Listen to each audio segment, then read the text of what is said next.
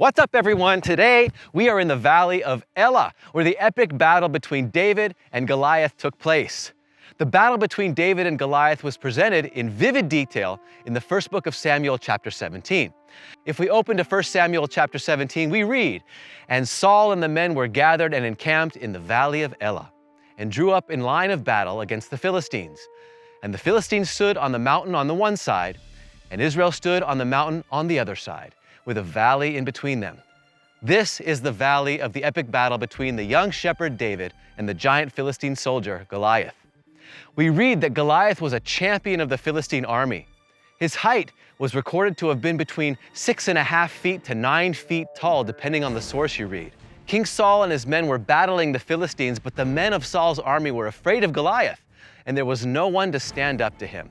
But David, filled with faith and a passion for God's name, which was being blasphemed by Goliath, with one of the most moving verses in the Bible, said to Goliath, "You come to me with a sword and with a spear, but I come to you in the name of the Lord of hosts, the God of the armies of Israel, whom you have defiled.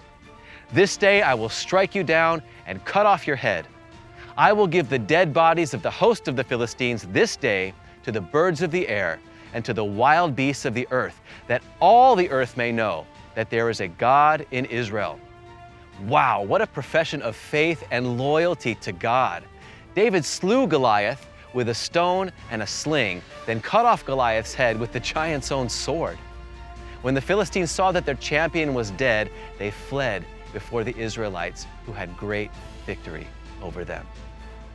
Goliath was taunting God, the Lord of the universe. He was challenging the people of Israel to prove that their God was more powerful than he was. David's faith was so strong, he believed that the Lord would be with him and enable him to defeat Goliath. Now, many people today use the battle of David and Goliath as an analogy for overcoming the giants in our own lives, giving the power of victory to David and likewise to ourselves. But that's not an accurate representation of Scripture. An important point in this story is that the God we serve is the one capable of defeating the giants in our lives. When we don't know what our future holds, we must trust in Him. But we can only trust someone that we know. Therefore, knowing God through His Word will build our faith in Him. Our battle with the giants in our lives will result in victory if we cling to God through faith in His power and not our own.